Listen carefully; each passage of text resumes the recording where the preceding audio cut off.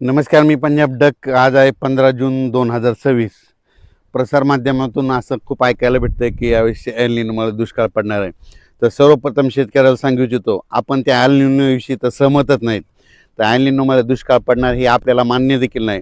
तर शेतकऱ्याला सांगू इच्छितो, एल निनो असो या नसो, आपल्या भारताला 2 समुद्र आहेत. एक अरबी समुद्र आणि बंगालच्या खाडीचा समुद्र. अरबी समुद्रातून जरी नाही पाऊस आला, बंगालच्या खाडीमधून पाऊस येणार आणि शेतकऱ्याची पेरणी होणार. म्हणून मी म्हणतो एल निनो असो या नसो, आपल्या दरवर्षी महाराष्ट्रात पाऊस येणार हे निश्चित आहे. आणि काय झालं, प्रसारमाध्यमातून खूप ऐकायला भेटतं की दुष्काळ पडणार आहे, पाऊसच पडणार नाही. पण शेतकऱ्याला एक सांगू इच्छितो, शेतकऱ्यांना घाबरू नका. म्हणजे काय होणार आहे, या जूनच्या शेवटच्या आठवड्यात काय होणार आहे, पाऊस येणार आहे आणि शेतकऱ्याच्या पेरण्या सुरू होणार आहेत. म्हणून हे अंदाज लक्षात द्यायचा. आणि याच्यातून जर काही शेतकरी राहिले तर 10 जुलै ते 15 जुलैमध्ये पुन्हा एकदा पाऊस येईल, त्याच्यात पेरण्या होणार आहेत.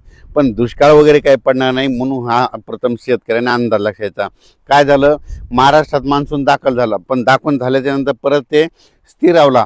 पण ही परिस्थिती, वारं सुटण्याची परिस्थिती दरवर्षी कधी असते, पाऊस पडल्याच्या नंतर पुढच्या महिन्यात असते. पण यावर्षी काय झालं, सुरुवातीला आल्यामुळं हे शेतकऱ्याला असं वाटतं की यावर्षी पाऊस पडणार नाही.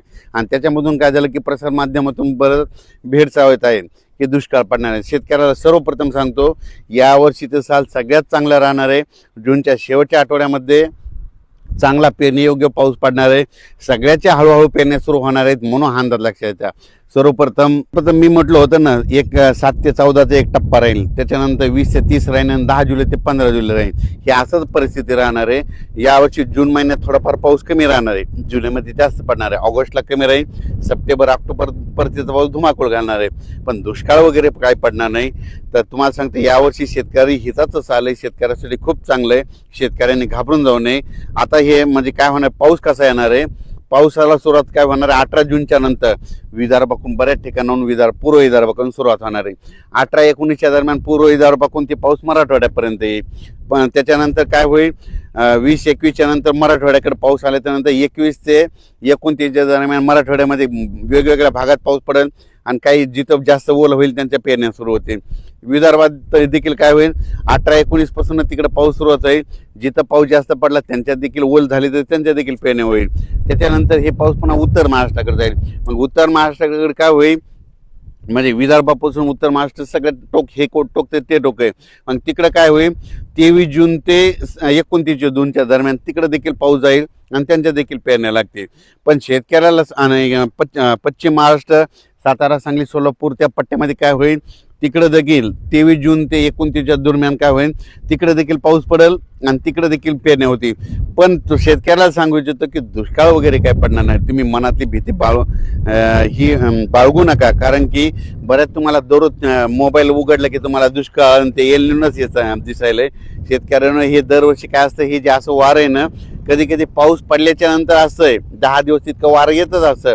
तर तुम्हाला सांगू इच्छितो, 19 तारखेच्या नंतर, 19 जूनच्या नंतर राज्यामध्ये हे उन्हाचा पारा देखील ते कमी होणार आहे. म्हणून हे देखील सर्व शेतकऱ्यांना लक्षात द्या. 20 तारखेपासून उन्हाची तीव्रता कमी होईल, ढगाळ वातावरण यायला सुरुवात होईल. म्हणून हे देखील सर्व शेतकऱ्यांना लक्षात द्यायचं. पण राज्यात मात्र जूनच्या शेवटच्या आठवड्यात चांगला पेरणीयोग्य पाऊस होईल, वेगवेगळ्या भागात पडेल. पण शेतकऱ्याला वाटतं की सगळीकडे पहिलेच दिवस येणार, सगळीकडे नाही पडणार. काय होणार, दररोज वेगवेगळ्या भागात पाऊस पडेल आणि दाखल होईल. म्हणून हे लक्षात घ्यायचं. मान्सूनचा पाऊस सगळीकडे एकदा जात नसतो. दररोज काय होतं, वेगवेगळ्या भागात दाखल होतो. जिथं जास्त ओलं ते शेतकऱ्याच्या पेरण्या होतात. मग ही सर्व शेतकऱ्यांनी लक्षात घ्यायचं. शेतकऱ्याला सांगू इच्छितो की 20 जून ते 30 जून दरम्यान ज्या ज्या भागात पाऊस पडेल, तिथं चांगलं पडेल, तिथं देखील पेरण्या होत्या. आणि दरवर्षी शेतकऱ्यांनी लक्षात घ्या, मी पहिल्यापासून म्हणलो होतो की 2026ला थोडाफार पाऊस कमी होईल, पण परतीचा पाऊस जास्त होणार. म्हणजे काय होतं, दर 2 वर्षानंतर 1 वर्ष पाऊस कमी होणार, हे म्हणून लक्षात यायचं. आता हे 2026ला कमी होईल तर 27-28 परत खूप होईल. आणि पुन्हा 29ला आज जशी परिस्थिती झाली तशी 29ला देखील परत परिस्थिती होती. म्हणजे 2 वर्ष जास्त पाऊस पडणार, 1 वर्ष कमी होणार, हे असं चक्र चालू राहणार. पण काय झालं की प्रसारमाध्यमातून शेतकऱ्याला त्या एल निनोविषयी खूप भीती घातली. तर मला सांगतो शेतकऱ्यांना, हे पुन्हा नंतर हे सगळे बातम्या बदलणार आहेत. बघा तुम्ही, पाऊस सुरू झाल्याच्यानंतर सगळे बातम्या बदलते. म्हणून माणसानं, माझं म्हणणं आहे, एक तर ठामच राहिलं पाहिजे. एक तर येणार का नाही येणार. मग ते म्हणतात की एल निनो, मला म्हणतात की एक तो म्हणते अतिवृष्टी होणार नसा. तुम्हाला एल निनो तर एकच कोणतं सांगायचं, एक तर दुष्काळ पडेल का नाही पाऊस पडेल. पण शेतकऱ्यांना सांगतो, हे सगळे प्रसारमाध्यमातून शेतकऱ्यांना भीती घालतात. शेतकऱ्यांना घाबरून जाऊ नका. पाऊस पावसाचं काम करीत असतो. सर्वप्रथम आपला भारत देश आहे. भारत देशाला 2 समुद्र आहे, अरबी समुद्र आणि बंगालच्या खाडीचा समुद्र. म्हणून जरी अरबी समुद्राचा त्या बाष्पाचा पाऊस नाही आला तर बंगालच्या खाडीचा पाऊस येतोय. आणि ज्या वर्षी मान्सून काय होतो, आल्याच्या नंतर स्थिरावतो, थांबतो, आणि त्याच्यानंतर काय होतं, मग पाऊस पूर्वेकडून येतो. आणि पूर्वेकडून आल्याच्या नंतर काय होतं, विदर्भ, पूर्व विदर्भ, पश्चिम विदर्भ, मराठवाडा असा करत पाऊस मग उत्तर महाराष्ट्राकडे जातून शेतकऱ्याच्या पेरण्या लागतात. म्हणून हे लक्षात यायचं, एल निनो वगैरे काही नाही, शेतकऱ्याच्या पेरण्या होणार आहे निश्चित.